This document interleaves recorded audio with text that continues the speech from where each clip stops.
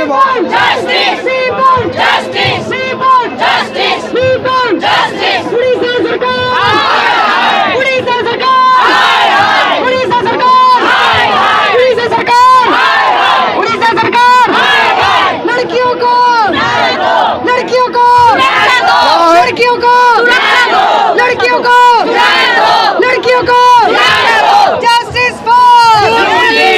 पूरा मामला बताएंगे,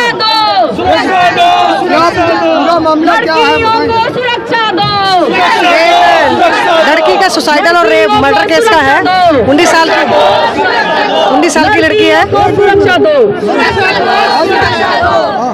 ये एक 19 साल की लड़की थी, खुशी, उसके सस्पिशियस जो है मर्डर का केस है। इसमें क्या था, उड़ीसा में रहती थी वो लड़की, अच्छी स्पोर्ट्स पर्सन थी और किसी बहू बेटी नाम के एक जो है गारमेंट शोरूम में काम करती थी।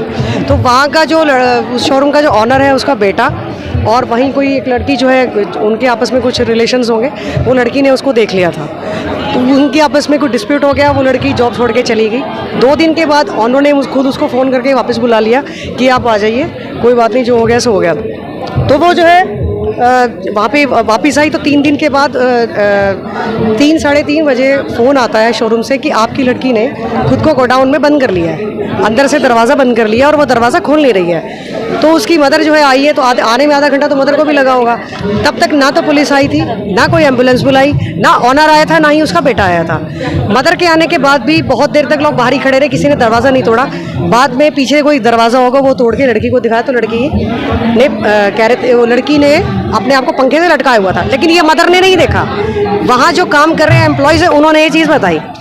उसके बाद लड़की को उन्होंने क्या किया, अपनी गाड़ी में हॉस्पिटल नहीं लेके गए, सड़क पे कोई बाइक वाला जा रहा था, उसके बाइक पे लड़की को बिठा दिया और पीछे जो है कोई जॉब करने वाली स्टाफ था, उसको बिठा दिया। हॉस्पिटल में जाने के बाद जब डॉक्टर ने डिक्लेयर कर दिया कि लड़की डेड है, तब जो है वहाँ पे पुलिस आती है, तब जो है वहाँ पे जो है डॉक्टर, मतलब वो सारे आते हैं, ऑनर भी आते हैं। उसके बाद इन्होंने बहुत स्ट्रगल करने के बाद 302 और 34 आईपीसी में सेक्शन में इन्होंने एफआईआर किया, जिसमें एक्यूज पर्सन कोई भी अभी तक अरेस्ट नहीं है। उसके अलावा लड़की की गर्दन पे कोई ऐसा निशान नहीं है जिससे ये शो होता है कि उसने सुसाइड किया, फांसी लटका। अब एक कुछ तो निशान होगा, इतना बॉडी के अंदर इतना वेट होता है, कहीं तो निशान पड़ता है, लेकिन इंजरीज हैं, स्ट्रगल इंजरी मार्क्स है, जैसे यहाँ पे है, पेट पे है, पीठ पे है, पैर पे है, जिसकी फोटोज और वीडियोस हमारे पास हैं, जिसके लिए कोई इन्वेस्टिगेशन नहीं हुई। जो पोस्टमार्टम रिपोर्ट है उसमें सिर्फ एक चीज़ दिखा दी गई कि ऑक्सीजन लेवल 0 हो गया था, इस वजह से जो है लड़की ने ये सुसाइड बता दिया। कुछ भी वो नहीं किया, कुछ भी नहीं लिया। इन्होंने वहाँ पे भी प्रोटेस्ट किया था, गए थे, थाने भी गए, एसपी साहब के पास भी गए थे, वहाँ पे किसी ने कोई सुनवाई नहीं की। फिर इन्होंने हमारी एनजीओ को अप्रोच किया, ये यहाँ पे आए, पिछले 10 दिनों से ये हमारी एनजीओ में हमारे ऑफिस में रुके हुए हैं। इनके लिए एनजीओ बड़े एफर्ट्स कर रही है, आज यहाँ पे भी आई है, एनसीडब्ल्यू में भी है। लाल किले से बात की जाती है नारी सम्मान की, बात तो कहीं बैठ के भी कर लो, चाहे अपने घर बैठ के भी कर लो, उससे क्या फर्क पड़ता है। प्रधानमंत्री जी देखो, प्रधानमंत्री जी के मन में ही सम्मान होगा, फिर लोगों के मन में तो वो बात पहुंचती नहीं है ना। कितना सम्मान है, हर ये जंतर मंतर है, आप भी यहाँ पे अब मीडिया में है, हर चौथे दिन एक रेप केस का प्रोटेस्ट यहाँ पे होता है। अब आप इससे अंदाजा लगा लो, आप इससे अंदाजा लगा, एनसीडब्ल्यू बना दिया कि वीमेन कमीशन के लिए, अरे वहाँ जाओ, सुनवाई तो है नहीं वहाँ पे। 30 डेज का टाइम दिया कि 30 दिन के अंदर कार्रवाई होगी। 30 दिन तक तो वहाँ कोई सुनता नहीं है, 30 दिन के बाद तो अपॉइंटमेंट मिलती है मिलने के लिए। वजह से वो लोग एसी में बैठे रहते हैं, एसी में विक्टिम चक्कर लगाया जाता है, विक्टिम आते हैं उड़ीसा से, सुनवाई नहीं होती।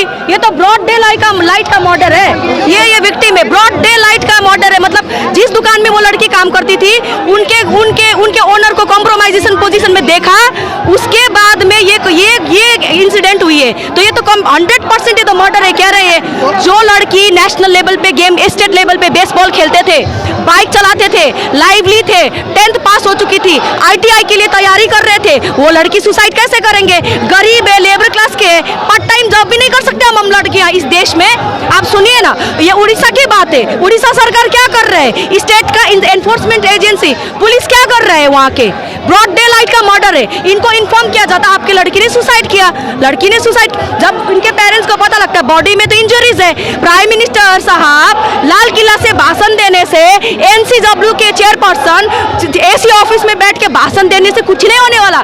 स्टेट वुमेन कमीशन के पास गए थे ना, वो लोग रो रहे थे रोड पे बैठ के, जब स्टेट एजेंसीज बना देते हैं सरकार, जो human commission, national commission for SC/ST और आपके ह्यूमन राइट्स कमीशन, इनके चेयरपर्सन और इनके पास क्या पावर होता है? एक कैबिनेट मिनिस्टर के पास, वो डायरेक्शन दे सकते हैं, ऑर्डर पास कर सकते हैं। क्या क्या उन्होंने? सरकार कहती बेटी बचाओ कहाँ बच रहे हैं?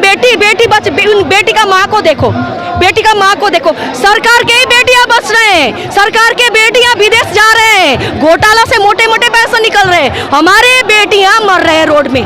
मेरी मजबूरी ये थी कि मेरी बेटी को मैंने काम पे भेजना पड़ा, क्योंकि मैं लेबर क्लास के बंदा हूँ। मेरे बच्चों के सपने हैं, पढ़ लिख करना है, पार्ट टाइम जॉब करने गया था। क्यों सेफ नहीं है उड़ीसा के जगह में आज के दिन में बेटी?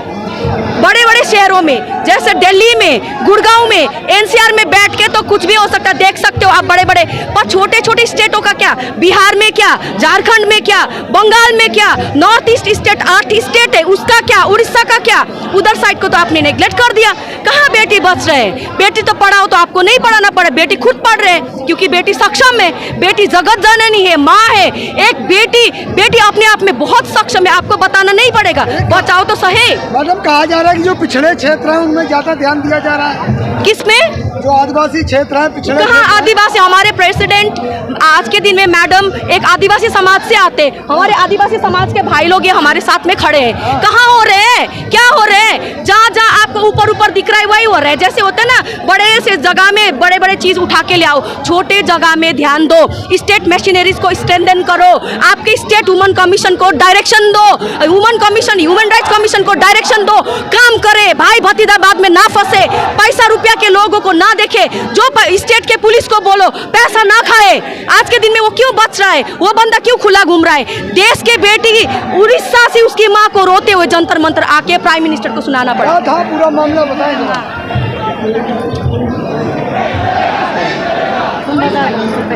क्या नाम है आपका?